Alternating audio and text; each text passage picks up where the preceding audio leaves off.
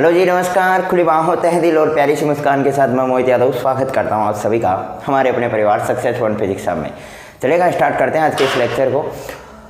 और आज अपन देखने वाले हैं किरचॉफ के नियमों को यूज करते हुए और किसी भी परिपथ से धारा और वोल्टता का मान ज्ञात करना। तो क्या हेडिंग रहने वाली है आज की? किरचॉफ के नियमों से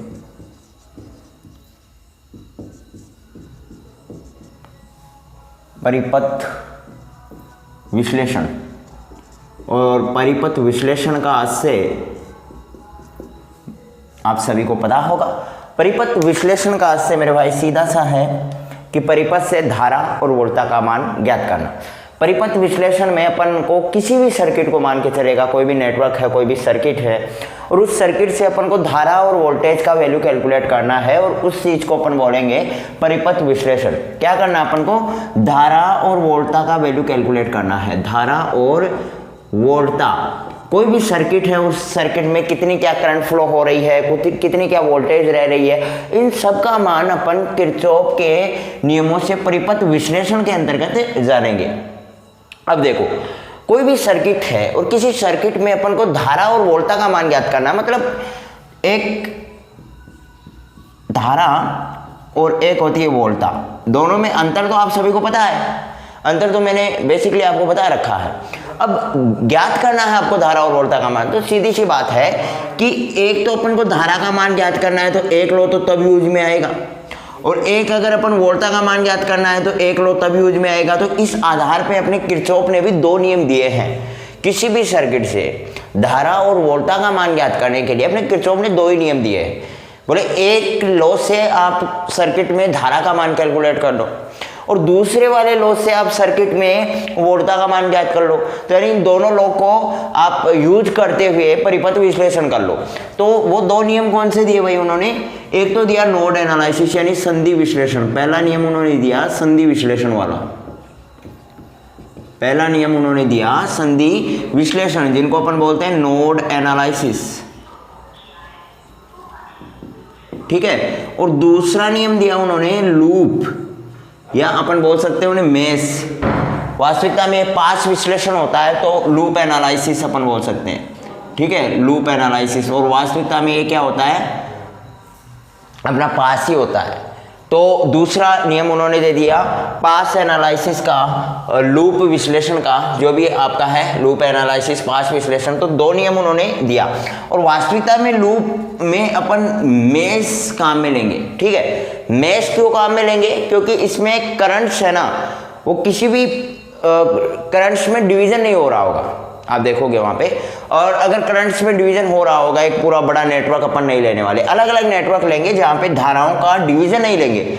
जिस सर्किट में धाराओं का डिवीजन हो रहा होगा उसको अपन नेग्लेक्ट कर देंगे। तो सीधी सी बात है। अब आपको कुछ थोड़ा बहुत समझ में आ रहा है, ठीक है। नहीं आ रहा है तो अपन जब सर्किट बनाएंगे तो उस वक्त आपको अच्छे से क्लियर हो जाएगा। बोले इसको मेश क्यों बोला जा रहा है, ठीक है। वास्तविकता में लूप एनालिसिस होता है और लूप एनालिसिस को अपन मेश भी बोल सकते हैं, कोई दिक्कत वाली बात नहीं है। संधि विश्लेषण, अब देखो अपन ने किरचॉफ के दो नियम पढ़ रखे हैं। किरचॉफ के दो नियम कौन कौन से पढ़ रखे हैं? अपन ने पढ़ रखा है किरचॉफ का करंट लॉ, और दूसरे वाला नियम पढ़ रखा है अपन ने किरचॉफ का वोल्टेज लॉ। देखो दो नियम मैंने आपको पढ़ाए थे, रिवाइज करो एक बार। किरचॉफ का करंट लॉ अपन ने पढ़ रखा है और किरचॉफ का वोल्टेज लॉ अपन ने पढ़ रखा है। किरचॉफ का वोल्टेज लॉ ये बोलता है कि सेम डायरेक्शन में, एक ही डायरेक्शन में चलते हुए जो कोई भी अपना पोटेंशियल डिफरेंस है अपने किसी भी सर्किट में, किसी भी परिपथ में एक ही दिशा में चलते हुए पोटेंशियल डिफरेंस और इलेक्ट्रोमोटिव फोर्स का अलजेब्रिक सम होता है, वो जीरो होता है। ये बात अपना किरचॉफ वोल्टेज लॉ बोलता है। एक ही दिशा में चलते हुए किसी परिपथ में पोटेंशियल डिफरेंस और इलेक्ट्रोमोटिव फोर्स का अलजेब्रिक सम जीरो होता है। फिर अपन बात करें पोटेंशियल डिफरेंस क्या होता है, तो आप बोलोगे यार वास्तविकता में ये वोल्टेज होता है। वास्तविकता में पोटेंशियल डिफरेंस में अपन किसकी बात कर रहे होते हैं? वोल्टेज की बात कर रहे होते हैं। और इलेक्ट्रोमोटिव फोर्स वास्तविकता में क्या है? ये अपन को बैटरी के सिरों पे मिलता है, ठीक है। इलेक्ट्रोमोटिव फोर्स अपन को बैटरी के सिरों पे मिलता है। दूसरी चीज पोटेंशियल डिफरेंस अपन को कहाँ पे मिलता है? रजिस्टर के सिरों पे मिलता है। रजिस्टर हो गया, इम्पीडेंस हो गया, जो भी अपना सर्किट में जो भी युक्ति यूज आ रही है उसके सिरों पे अपन को पोटेंशियल डिफरेंस। देखो एग्जांपल के रूप में मैं बोल रहा था कि ये आपका कोई रेजिस्टेंस है। और ये आपकी कोई बैटरी है, यही तो बोला मैंने, ये माइनस प्लस, मैंने रजिस्टर को आर या जेड से मैंने डिफाइन कर दिया। मैं बोल रहा हूं इसमें करंट इस साइड में फ्लो हो रही है और आप भी इसी साइड में चल रहे हो, तो आप क्या बोलोगे भाई, पोटेंशियल डिफरेंस अपना क्या है, पॉजिटिव, यानी आपकी moving of direction and current direction is same, then और potential difference will be positive. ठीक है, और अगर अपनी चलने की दिशा में इलेक्ट्रोमोटिव फोर्स की क्या है, एक बार रिवाइज करा रहा हूं, बाकी मैंने ये पूरा का पूरा मेथड आपको बता रखा है, फिर भी मैं रिवाइज करा रहा हूं। अगर अपने चलने की दिशा में जो साइन सबसे पहले आएगा, बैटरी के टर्मिनल्स में अपन जिस साइड में चल रहे हैं, और चलने की दिशा में जो साइन सबसे पहले आएगा और electromotive force will be positive. ठीक है, यानी चलने की दिशा में जो साइन सबसे पहले आ गया, इलेक्ट्रोमोटिव फोर्स की प्रवृत्ति वैसी हो गई। मान के चलेगा अपन इधर चल रहे हैं तो इलेक्ट्रोमोटिव फोर्स अपना क्या हो गया भाई, नेगेटिव हो गया। यहाँ पे अगर मान के चलो, मैं बोल रहा हूँ फिलहाल के लिए ये रजिस्टर ये है, उस वक्त पोटेंशियल डिफरेंस पॉजिटिव, मैं बोल रहा हूँ मैं इधर नहीं चल रहा हूँ, इधर चल रहा हूँ, यानी मेरी moving of direction and current direction will be opposite, then और potential difference will be negative. यानी अपने चलने की दिशा और धारा की दिशा दोनों एक दूसरे के अपोजिट हो तो उस कंडीशन में और potential difference will be negative. ठीक है, तो ये चीजें जो बेसिक चीजें थी वो अपन ने देखा। ये तो अपना किरचॉफ्स वोल्टेज लॉ हो गया। ठीक है, किरचॉफ्स करंट लॉ में अपन एक ही बात बोलते हैं, बोले कोई भी प्रिंसिपल नोड है, कोई भी मुख्य संधि है, मान के चलेगा ये मुख्य संधि है, और मुख्य संधि की क्या पहचान है, बोले यार इसमें 3 या 3 से अधिक धाराएं आपस में आकर के मिल रही होंगी। हो सकता है वो मुख्य संधि से बाहर निकल रही हो सकता है वो मुख्य बिंदु संधि से अंदर की ओर आ रही हो, लेकिन 3 धाराएं तो मिनिमम होंगी। मैक्सिमम कितनी हो सकती है, बोले कितनी भी हो सकती है। आप जितना बड़ा नेटवर्क लोगे, जितना बड़ा सर्किट लोगे, जिसमें जितने रेजिस्टेंस होंगे, जितनी धाराएं फ्लो हो रही हैं, उतना आप मान के चलिएगा फ्लो करा दीजिए। मैक्सिमम कितनी भी धाराएं हो सकती है यार, मिनिमम कम से कम 3 होंगी। तो जहाँ पे 3 या 3 से अधिक धाराएं आकर के मिले उसे अपन मुख्य संधि कहते हैं। और मुख्य संधि पे धाराओं का एल्जेब्रिक सम, बीजगणितीय योग 0 होता है, और मैंने इसे लिखा था i इक्वल टू 0, और i का वैल्यू 1 से लेकर के n तक जा रहा था मेरे भाई। ये था अपना किरचॉफ्स का करंट लॉ। इतना आपको क्लियर है। तो लूप एनालिसिस और नोड एनालिसिस दोनों बड़े ही आसानी से क्लियर हो जाने वाले हैं, दोनों में कोई बड़ी दिक्कत आने वाली नहीं होगी। चलेगा, अब बिना किसी देरी के अपन स्टार्ट कर लेते हैं अपने चैप्टर को, अपने टॉपिक को, अपने लेक्चर को, जो भी। अब देखिएगा, सबसे पहली बात, इस चीज में भी बड़े कंफ्यूज रहते हैं अपन, बोले यार लूप एनालिसिस में किसको कैलकुलेट करेंगे, नोड एनालिसिस में किसको कैलकुलेट करेंगे, तो क्या चीज है, क्या कंफ्यूजन रहेगा। सबसे पहली बात तो कभी कभार अपन को कंफ्यूजन यही रहता है जब अपन रट लेते हैं इन चीजों को। बोले रट लिया अपन ने, देखो सबसे पहले मैं बताना चाहूंगा कि जैसे इन चीजों को रटोगे ना उतनी कॉम्प्लिकेटेड होती चली जाएंगी, और अगर थोड़ा बहुत समझ लिया ना तो बहुत कुछ आसान है। नोड एनालिसिस मैं बोल रहा हूँ, वर्ड के ऊपर ध्यान दो, सारा खेल इसी में है, सब कुछ यहीं पे खेलना है। बोले आप बोले नोड एनालिसिस में एक पॉइंट आ रहा है नोड, या जिसे आप हिंदी में बोल रहे हो संधि। मेरे भाई संधि बिंदु की बात कहां पे होती है, 2 ही तो लॉ अपन ने दिए किरचॉफ ने भाई 2 ही तो लॉ दिए, एक तो किरचॉफ का करंट लॉ दिया और दूसरा वाला दिया किरचॉफ का वोल्टेज लॉ। मेरे को एक बात बताओ, संधि बिंदु, ओनली ऑन, कुछ भी नहीं बोल रहा मैं, ओनली ऑन संधि बिंदु की बात कर रहा हूं, और संधि बिंदु क्या यूज होती है, तो आप कहोगे यार किरचॉफ्स करंट लॉ में अपन ऐसे शब्द का यूज करते हैं, वोल्टेज लॉ में तो नहीं देखते, बिल्कुल नहीं देखते। अपन को पता है वोल्टेज लॉ में तो ऐसे शब्द की कोई वैल्यू नहीं है, या ऐसे शब्द को अपन यूज भी नहीं करते।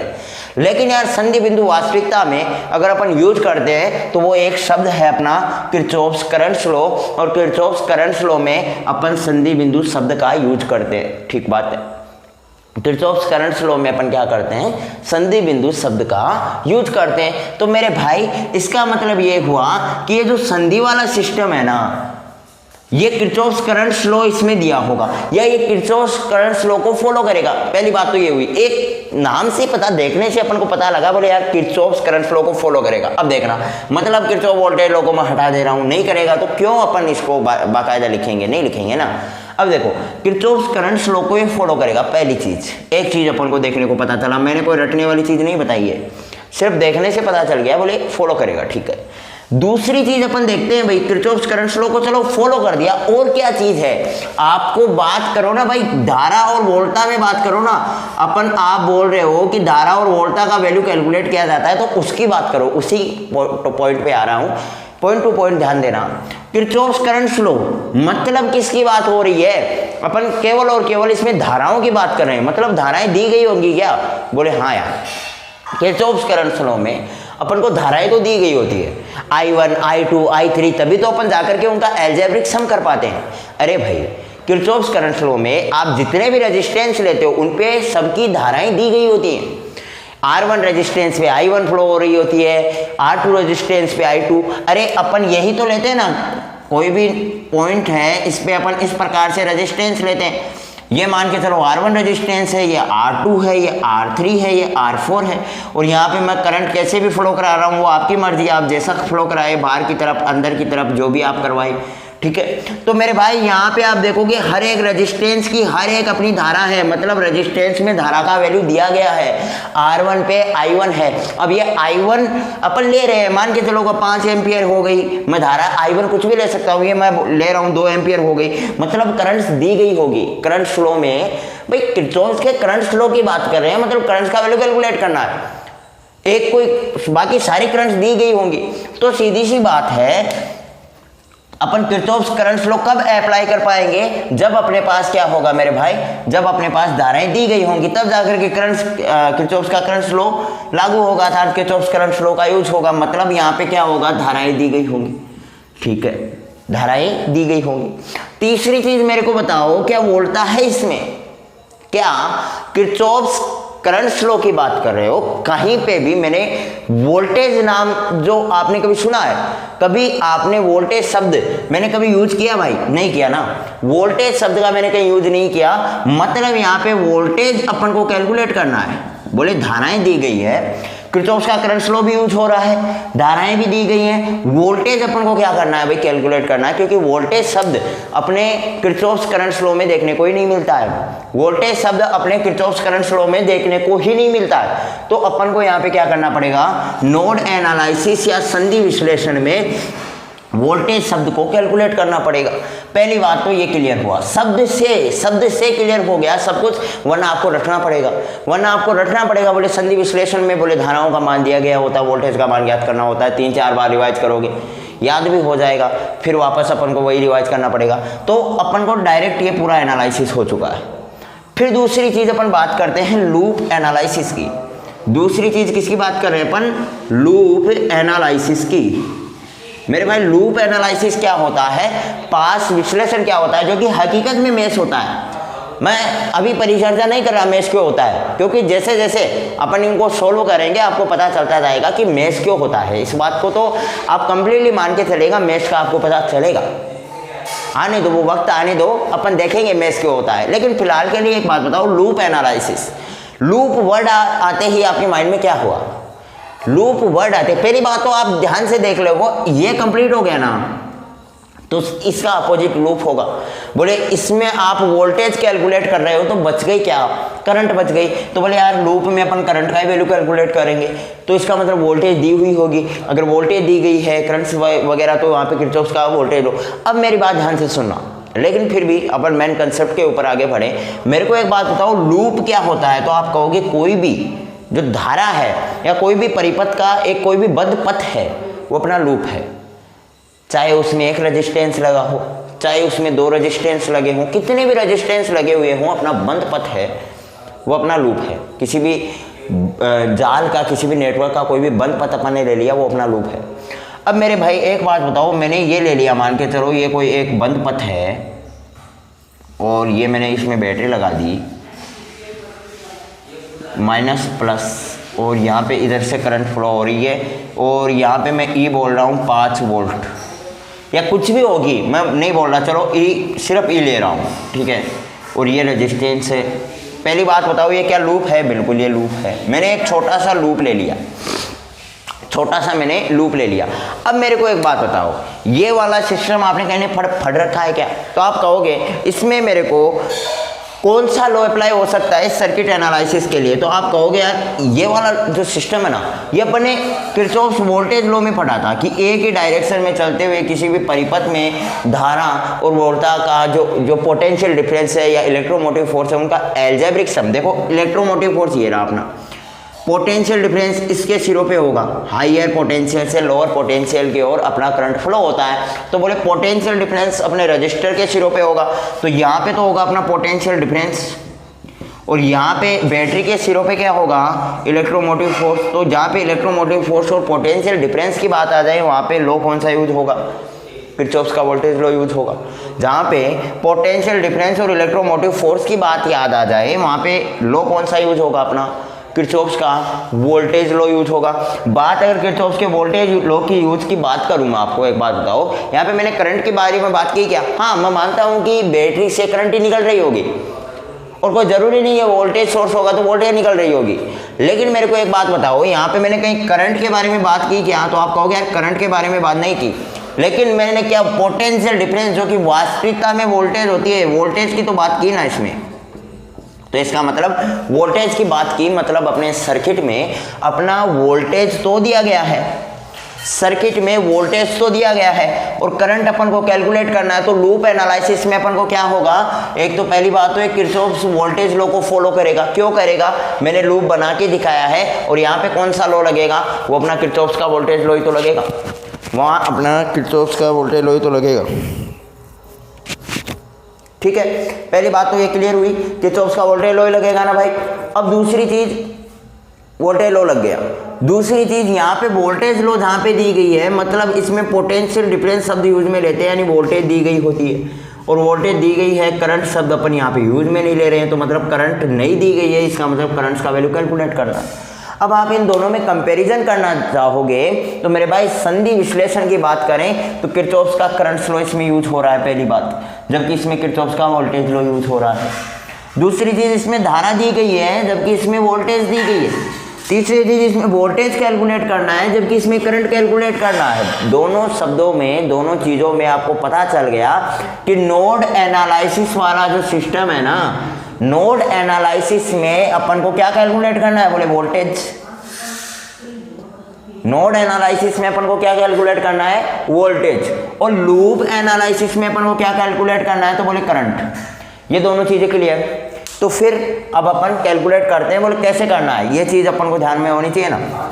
अब देखते हैं इनको कैलकुलेट करते हैं, बोले क्या दिक्कत आ रही है। देखें कैसे कैलकुलेट करना है, बहुत कुछ आसान चीजें हैं जो अपन ने पढ़ रखा है, जो कि किरचॉफ्स के लॉ अगर आपको आते हैं दोनों, जिसके ऊपर मैंने कंप्लीटली लेक्चर केवल और केवल किरचॉफ्स के लॉ के ऊपर लिया है। एक लेक्चर ले लिया, आज वाले लेक्चर में मैं आते ही पूरा का पूरा रिवाइज करा चुका हूँ। बोले किरचॉफ्स लॉ क्या होते हैं, किरचॉफ्स का करंट फ्लो क्या है, किरचॉफ्स का वोल्टेज लॉ क्या है, कंप्लीटली मैंने रिवाइज करा दिया। अब इसके बावजूद भी आपको नहीं आता है तो उसमें कोई गारंटी नहीं है। बाकी मैंने 2 बार इसलिए रिवाइज किया है क्योंकि अगर आपको किरचॉफ्स के लॉ आते हैं ना, तभी आप उसका एनालिसिस कर सकते हो। आप जिस चीज़ का एनालिसिस करने जा रहे हो और उस चीज़ का नहीं पता तो अपन एनालिसिस नहीं कर पाएंगे। तो इसलिए किरचॉफ्स के नियमों से सर्किट एनालिसिस करने के लिए सबसे ज़्यादा महत्वपूर्ण चीज़ है कि हमें किरचॉफ्स के लॉ पता होने चाहिए। वो किरचॉफ्स ने कोई बहुत बड़ी भारी भरकम लॉ नहीं दिए, एक तो करंट लॉ दिया है जो कि वो बोलता है कि किसी भी संधि पे सारी धाराएं आ रही है ना, उनका एल्जेब्रिक सम यानी बीजगणितीय योग 0 होता है। अब बीजगणितीय योग का मतलब ये है कि आने वाली जो धाराएं हैं अपनी मुख्य संधि की तरफ, जो धारा आ रही है, मान के चलेगा ये मेरी मुख्य संधि है, ये धारा आ रही है, उसको तो अपन पॉजिटिव चिन्ह के साथ लिखेंगे, और जो अपनी मुख्य संधि से जो धारा बाहर निकल रही है या दूर जा रही है तो उन सभी धाराओं को अपन नेगेटिव चिन्ह के साथ लिखेंगे। यही तो होता है एल्जेब्रिक सम का मतलब। तो एल्जेब्रिक सम आपको समझ में आ गया, तो ये आपका किरचॉफ्स करंट लॉ हो गया। दूसरी चीज अपन बात करते हैं किरचॉफ्स के वोल्टेज लॉ के ऊपर। किरचॉफ्स का वोल्टेज लॉ ये बोलता है कि कोई भी परिपथ है अपना, कोई भी बंद पथ है, उस बंद पथ में एक निश्चित दिशा में, अब ऐसा नहीं है, मान के चलिएगा मेरा ये कोई सर्किट है और यहाँ पे मान के चलिएगा ये कोई पोटेंशियल डिफरेंस है, मैं इधर चल रहा हूँ, मैंने इस पॉइंट तक तो इधर चल गया और फिर मेरा मन किया, मूड बदल गया, मैं बोल रहा हूँ कि इस पॉइंट तक यहाँ से तो चलना स्टार्ट किया, इधर चला गया, अभी आर के इधर अच्छा नहीं लग रहा है तो इसका मतलब मैं इधर चला जाऊँ, तो ऐसा नहीं है। एक निश्चित डायरेक्शन में आपने इधर चलना स्टार्ट कर दिया तो पूरे के पूरे जिस पॉइंट तक आओगे तो वही डायरेक्शन होनी चाहिए, सेम डायरेक्शन। ऐसा नहीं है मूड बदल गया तो यहाँ आंसर बदल जाएंगे। तो अपन को क्या करना है, एक निश्चित डायरेक्शन में चलते हुए पोटेंशियल डिफरेंस भी आ सकता है और इलेक्ट्रोमोटिव फोर्स भी आ सकता है, उन सबका एल्जेब्रिक सम अपन को जीरो कर देना है। अब यहाँ पे पॉजिटिव नेगेटिव कब होंगे ये मैं अभी बता चुका हूँ, ये पॉजिटिव नेगेटिव कब होगा ये भी मैं बता चुका हूँ। तो बार बार इन चीज़ों को रिवाइज करने से अपन को कोई फायदा होने वाला नहीं है। लेकिन अब देखिएगा, अब अपन पढ़ते हैं नोड एनालिसिस, देखना बहुत मजा आएगा अगर आपको लो आ रहे हैं तो। संधि विश्लेषण सबसे पहली बात है, संधि विश्लेषण अपन पढ़ने जा रहे हैं। ठीक है, अभी तक अपन ने सिर्फ और सिर्फ रिवाइज किया है, लिखने वाली कोई भी चीज़ नहीं थी, नोट्स बनाने वाली कोई चीज़ नहीं थी। अभी अपन स्टार्ट करेंगे, इससे पहले आपका पूरा कंप्लीट फोकस बोर्ड पे होना चाहिए। आज अपन को सिर्फ और सिर्फ स्क्रीनशॉट लेने हैं, बाकी अपन लिखेंगे नहीं कुछ भी, सिर्फ और सिर्फ समझना है संधि विश्लेषण और पास विश्लेषण को, यानी नोड एनालिसिस और लूप एनालिसिस को सिर्फ और सिर्फ समझना है। नोट्स आपको बाद में बनाने हैं, लेक्चर के बाद में आप स्क्रीनशॉट ले लीजिएगा और बनाने में कोई दिक्कत वाली बात नहीं है। आप जब लेक्चर बनाओगे, जब आप समझोगे तो आपको खुद से आपको रिवाइज कर लेना है नोट्स बनाने के साथ साथ। सुनना ध्यान से, संधि विश्लेषण।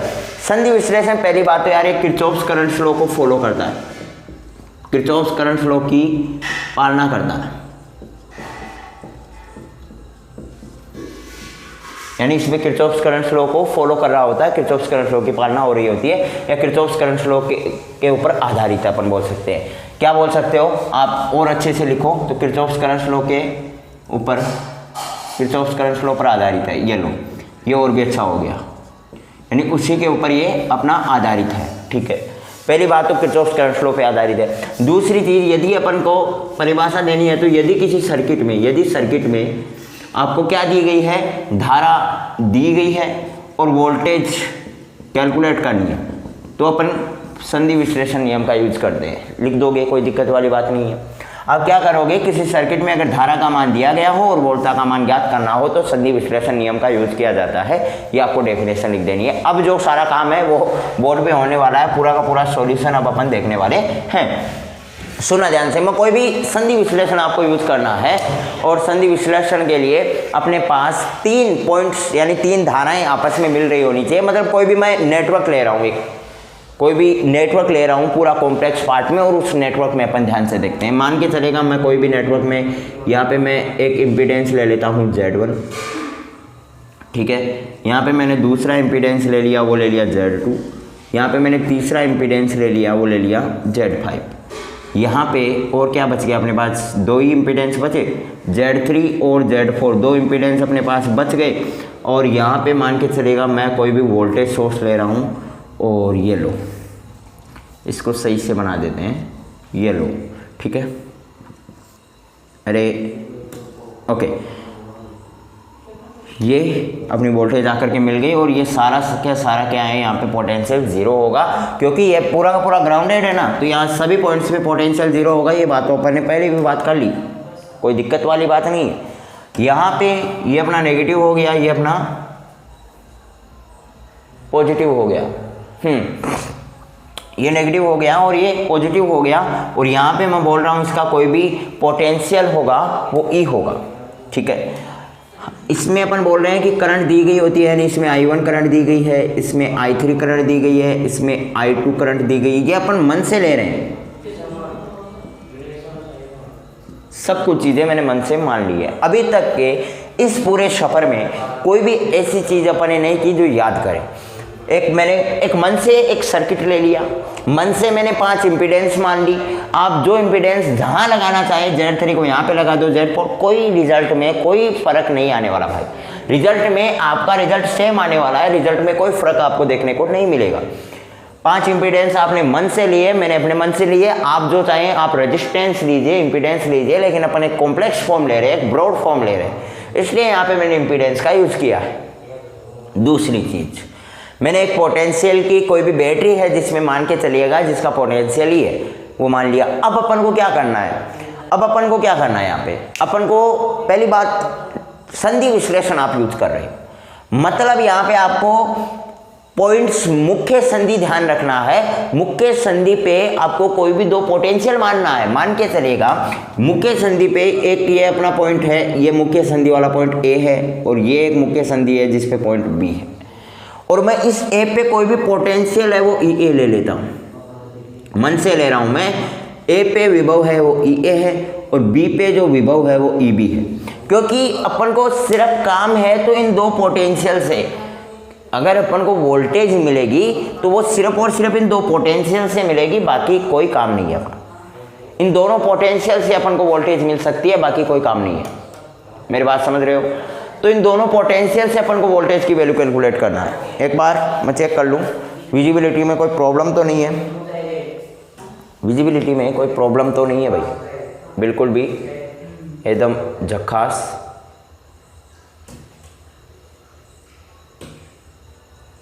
ठीक है, चलो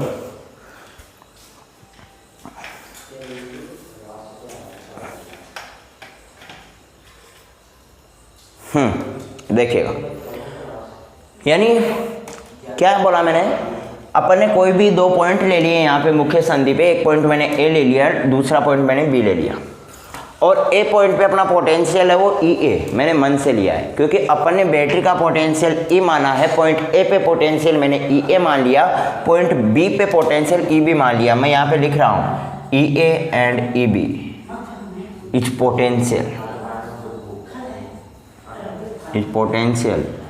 okay at point A and B.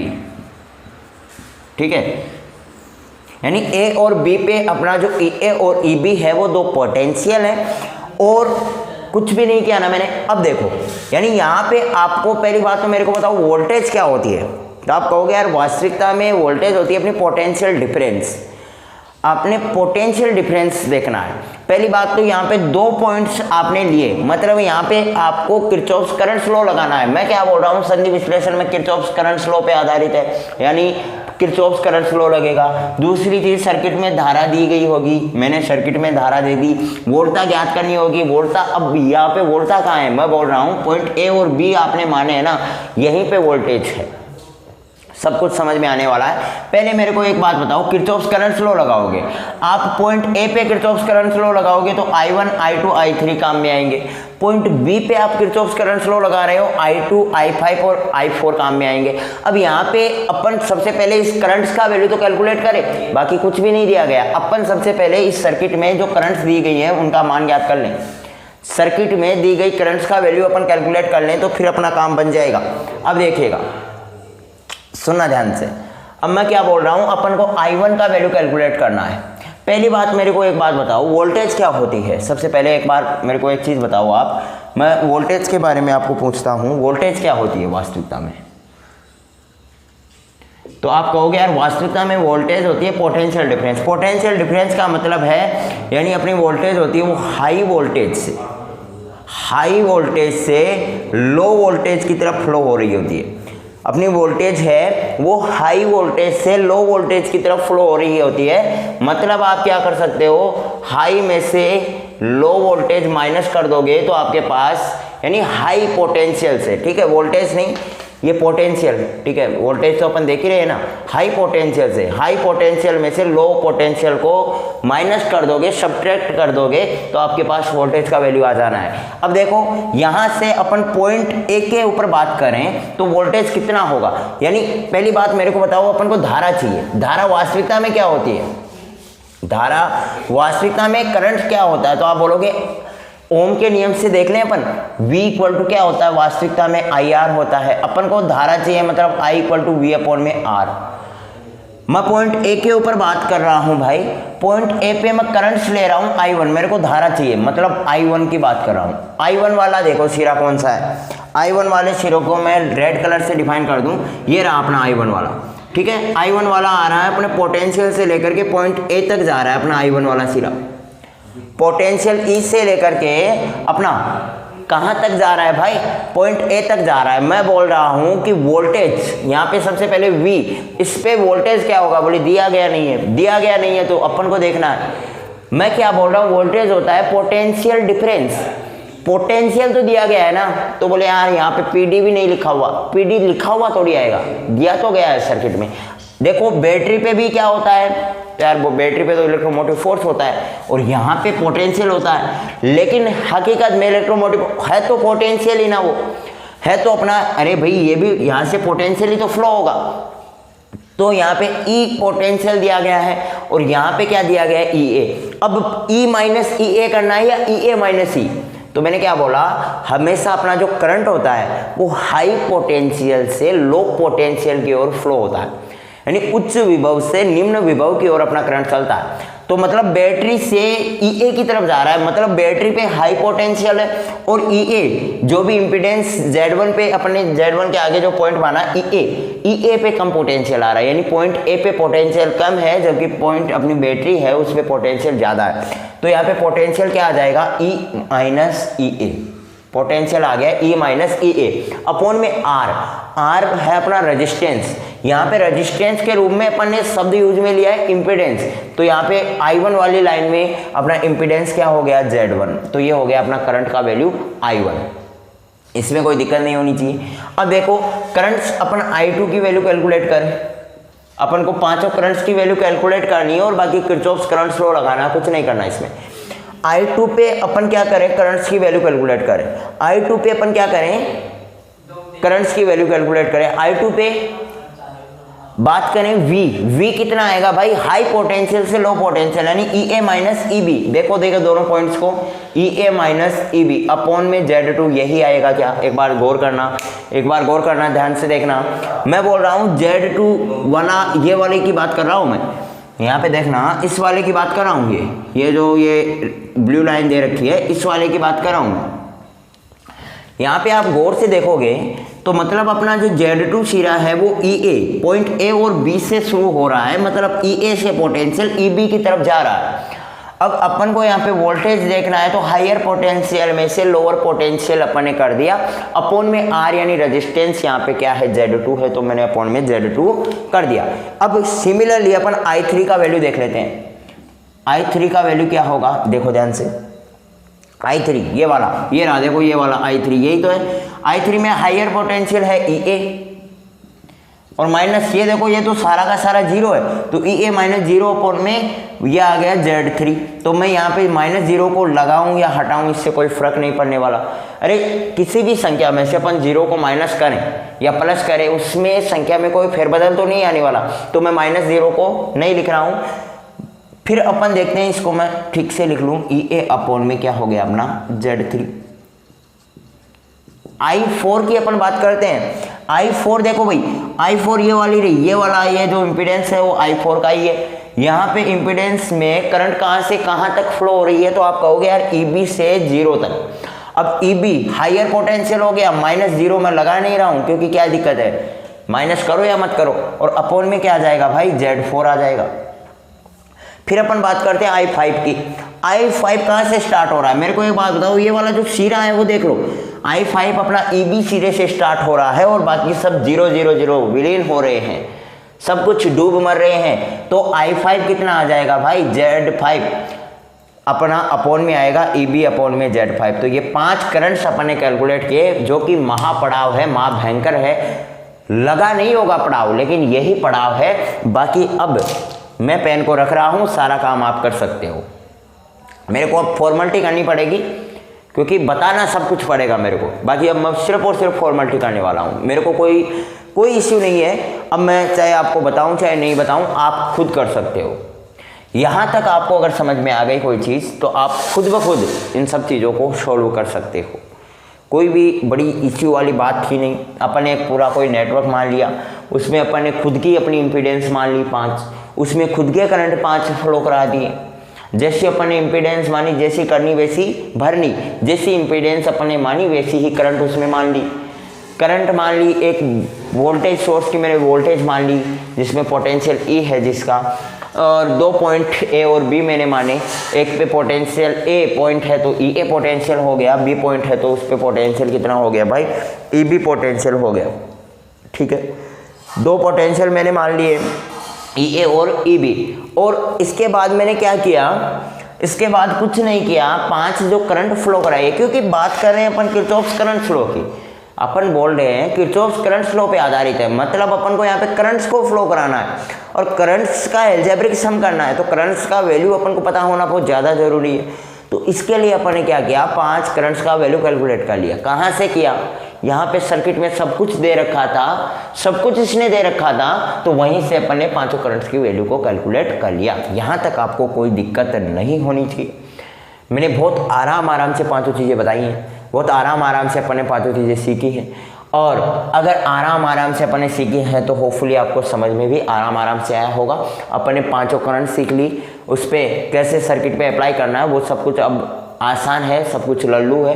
Point A पे आपको किरचॉफ्स करंट लॉ लगाना है, एक सर्किट वहाँ से यानी एक समीकरण इक्वेशन वहाँ से मिल जाएगा। पॉइंट बी पे आप किरचॉफ्स करंट लॉ लगाओगे, एक इक्वेशन आपको वहाँ से मिल जाएगा। और इक्वेशन फर्स्ट और सेकंड को अपन कैसे भी, जो कि अपन 10th में विलोपन विधि आप लगाया करते थे, सब्सट्रैक्शन एडिशन जो भी आप कर आके नहीं यहाँ से वोल्टेज का वैल्यू कैलकुलेट कर सकते हो। पॉइंट ई ए और ई बी का वैल्यू यहाँ से आप कैलकुलेट कर सकते हो। इसके बावजूद कुछ भी नहीं करना, इसके अलावा इसमें कोई चीज़ बड़ी बहुत भारी भरकम वाली चीज़ भी नहीं है। तो देखिएगा अभी अपन स्टार्ट करते हैं, क्या करना है। मैं क्या बोल रहा हूँ कि पॉइंट ए पे यानी बिंदु ए पर किरचॉफ्स करंट्स लॉ से, बिंदु ए पर किरचॉफ्स करंट्स लॉ लगाऊंगा तो आने वाली धारा को पॉजिटिव और जाने वाली धारा को नेगेटिव, पॉइंट ए की तरफ आ रही है धारा, वो आ रही है I1 और I2 और I3 माइनस हो रही है, तो माइनस I2 माइनस I3 और इनका एल्जेब्रिक सब मेरे को जीरो कर देना है। I1 I2 I3 का वैल्यू आपको दिया गया है, तो E minus E A upon में Z1 minus E A minus A B upon में Z2 माइनस अपनी I3 है तो ई ए अपॉन में Z3 और इक्वल टू क्या हो गया भाई, जीरो हो गया। यहाँ तक कोई दिक्कत कोई परेशानी नहीं होनी चाहिए। और अब मेरे को एक बात बताओ, यहाँ पे इस समीकरण को मैं ऐसे छोड़ूंगा तो थोड़ा अच्छा नहीं लगेगा, बाकी हो चुका है काम। अब आपको इसको सिंप्लीफिकेशन करना है, जितना आप सिंप्लीफाई कर सको उतना सिंप्लीफाई कर दो, इतना ही काम है इसका। मैं इसको समीकरण 1 दे दूं, इसको थोड़ा बहुत और सजा संजू के फिर समीकरण 1 दे दूं, वो आपके ऊपर डिपेंड करता है। बाकी यहाँ पे काम हो गया। मेरे को एक बात बताओ, आपने प्रवेश्यता पढ़ी है, क्या होती है प्रवेश्यता? बोले यार वाई होती है शायद, वाई ऐसा कुछ यहाँ पे लिख देता हूँ मैं, y इक्वल टू 1 अपॉन में z यानी 1 अपॉन में प्रतिबाधा, प्रतिबाधा के व्यतक्रम को अपन बोलते हैं प्रवेश्यता। फट रखी है ना आपने, मैंने डेफिनेशन भी बताई थी। प्रवेश्यता क्या होती है? 1 अपॉन में इम्पीडेंस यानी inverse of impedance is called admittance. अपनी प्रवेश्यता क्या होती है? इम्पीडेंस की इनवर्स होती है। अब इनवर्स होती है तो यहाँ पे इनवर्स दिखाई पड़ रहा है क्या? 1 अपॉन में z1, 1 अपॉन में z2, 1 अपॉन में z3। बोले 1 अपॉन में नहीं है, इनके गुणा में है, तो गुणा में लगा दो ना, है तो यही ना, 1 अपॉन में z1, 1 अपॉन में z2, 1 अपॉन में z3। तो इन सबको मैं क्या लिख सकता हूँ? 1 अपॉन में z1 को मैं लिख सकता हूँ y1, 1 अपॉन में z2 को मैं लिख सकता हूँ y2, 1 अपॉन में z3 को मैं लिख सकता हूँ y3। इसमें तो कोई दिक्कत वाली बात नहीं है। तो मैं यहाँ पे लिखूँ y1 e minus E A minus y2 E A minus E B और माइनस y3 और ये हो गया ई ए और इक्वल टू 0। अब अपन को पॉइंट्स यहाँ पे क्या देखना है? ई ए और ई बी। तो ई ए और ई ए को एक जगह कर लो, ई बी को एक जगह कर लो, ई वाला है तो उसको उधर फेंक दो। सुनना ध्यान से, ई ए का वैल्यू क्या क्या आएगा मेरे भाई, ध्यान से सुनना। ई ए का वैल्यू तो यहाँ पे मैं माइनस कॉमन ले लेता हूँ ताकि सब कुछ अच्छा रहे। ई ए तो यानी y1 प्लस में आ जाएगा y2 प्लस में आ जाएगा y3। ई ए माइनस का कॉमन ले लूँ तो y1 प्लस में y2 प्लस में y3 आ जाएगा। और फिर क्या आ गया? प्लस में y2 ई बी और इज इक्वल टू क्या आ जाएगा? माइनस का y1 ई आएगा क्या? इज इक्वल टू क्या आएगा? माइनस का y1 ई। ये आपका वैल्यू आ जाने वाला, ठीक है। इसको इक्वेशन फर्स्ट दे दो। अब और आप जितना सिंप्लीफाई कर दो उतना कम है, इसको उधर फेंक दो, इसको इधर ले जाओगे तो ये जितना आप सिंप्लीफाई कर सकते हो उतना कर दो। मैंने ये हाईएस्ट सिंप्लीफाई कर दिया, कुछ भी नहीं किया। पॉइंट ए पे आपको करंट्स का वैल्यू पता होना चाहिए ना, पांचों करंट्स का वैल्यू आपको पता था। पॉइंट ए पे मैंने किरचॉफ्स का करंट लॉ लगा दिया। किरचॉफ्स का करंट लॉ लगाने पे अपन को एक इक्वेशन ये प्राप्त हो गई। ये एक इक्वेशन, इसी प्रकार की दूसरी इक्वेशन आप पॉइंट बी पे किरचॉफ्स करंट लॉ लगाओगे, इसी प्रकार का सारा काम होगा और पॉइंट बी पे आप एक इक्वेशन प्राप्त कर लोगे। पॉइंट बी पे आप एक इक्वेशन प्राप्त कर लोगे। सुना ध्यान से, एक बार इस चीज़ का स्क्रीनशॉट ले लिया क्या आपने भाई? एक बार इस चीज़ का स्क्रीनशॉट ले लो। मैं एक बार दूर हट जाता हूँ और स्क्रीनशॉट ले लो भाई, ठीक है। अभी स्क्रीनशॉट ले लिया तो अब मैं देख लेता हूँ किरचॉफ्स, इसको हटा रहा हूँ मैं, ठीक है, इसको हटा देता हूँ। अब यहाँ पे अपन लगा देते हैं। अभी ज़रूरत क्या है अपन को पॉइंट बी की, फिर इसको सबको हटा देंगे।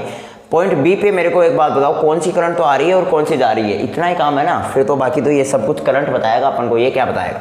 पॉइंट बी पे आप देखोगे भाई Z2 करंट, Z2 वाले में से I2 करंट आ रही है, I2 आ रही है तो प्लस में ले लिया मैंने, और I4 और I5 माइनस बाहर निकल रही है तो माइनस का I4 और माइनस का I5 और इसका एल्जेब्रिक सम मैंने कर दिया 0। और यहाँ पे लिख देना बिंदु बी पर, यहाँ पे मैं लिख रहा हूँ बिंदु बी पर किरचॉफ्स करंट्स लॉस। बिंदु बी पे अपन क्या लगाया, किरचॉफ्स का करंट लॉ लगाया, तब ये जाकर के कब बड़ा हुआ।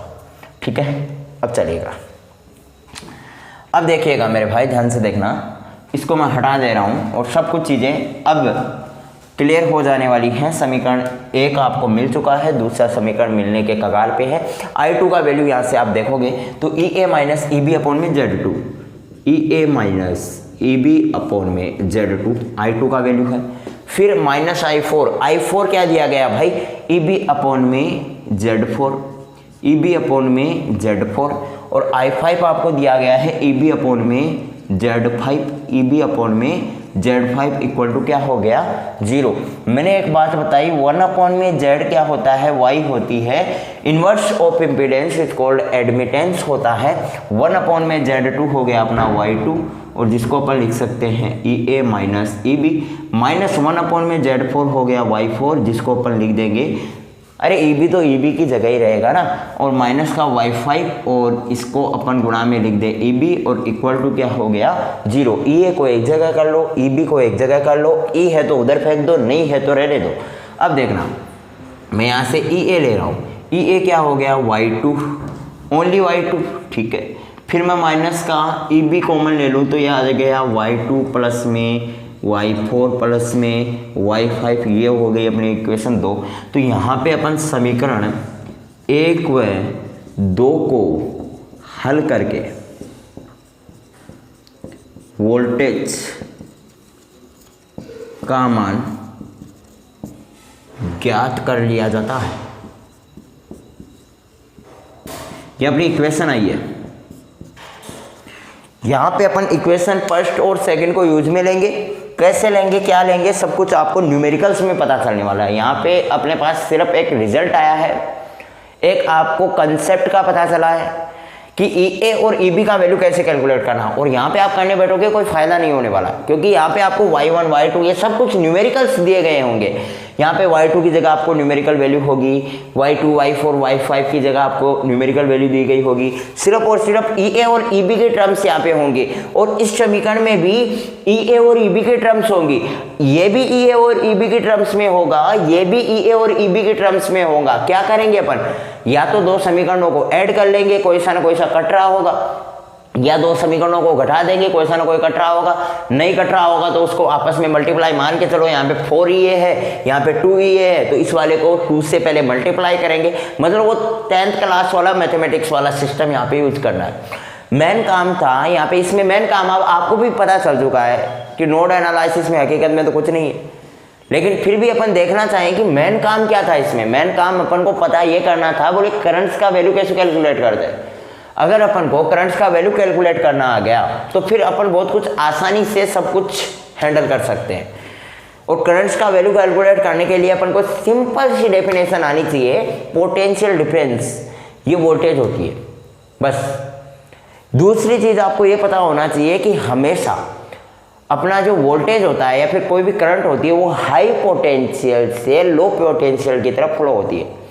यानी बैटरी के पास हाई पोटेंशियल रहता है और फिर जो युक्ति के पास जा रहा है वहां तक लो पोटेंशियल होता चला जाता है, क्योंकि बहुत सारी आप युक्तियां लगा रहे हो और आपने वोल्टेज सोर्स और करंट सोर्स में पढ़ भी रखा है कि जैसे जैसे अपन युक्तियां बढ़ाते हैं, मैं बात रियल वोल्टेज सोर्स की कर रहा हूँ, मैं बात रियल चाहे वोल्टेज सोर्स मानो या रियल करंट सोर्स मानो उसकी बात करें, तो जैसे जैसे आप युक्तियां बढ़ाते चले जाओगे अपना पोटेंशियल धीरे धीरे कम होता चला जाएगा, अपने पोटेंशियल में चेंज आना स्टार्ट हो जाएगा। जबकि अपन आइडियल में देखते हैं तो आइडियल तो ये बोलता है, बोले जितना भी पोटेंशियल आपने भेजा उतना का उतना लोड पर पहुंचेगा। बोले कितने ही लोड लगा दो, 5 वोल्ट का पोटेंशियल है, 10 ओम के लोड पर भी वही व्यवहार दर्शाएगा जो कि 100 ओम के में, जो कि यार वास्तविकता में वो चीज़ पॉसिबल नहीं है। तो ये चीज़ तो अपन ने पढ़ रखी है। तो वही चीज़ है कि हाई पोटेंशियल से अपनी जो वोल्टेज होती है वो लो पोटेंशियल की तरफ ड्रॉप होती है। तो आज अपन ने सिर्फ और सिर्फ देखा नोड एनालिसिस। अभी वक्त है तो अपन लूप एनालिसिस भी देखेंगे, लेकिन शायद फिर उतना मज़ा नहीं आएगा। एक चीज़ को अभी अपन ने समझ लिया, कल के क्लास में, नेक्स्ट क्लास में अपन लूप एनालिसिस को समझेंगे और फिर इसके ऊपर जितने भी न्यूमेरिकल्स होंगे वो सब कुछ सोल्व करेंगे। और न्यूमेरिकल्स करने का मज़ा तभी आएगा जब तक अपन को ये कंसेप्ट क्लियर होगा। तो इस कंसेप्ट को आपको एक बार तो नोट्स में लिखना है, रिवाइज करना है, और बाकी सब कुछ आसान है। कल अपन देखेंगे लूप एनालिसिस। तब तक के लिए हंसते रहिएगा, मुस्कुराते रहिएगा, चलेगा। मिलते हैं नेक्स्ट क्लास में। Bye bye, have a nice day.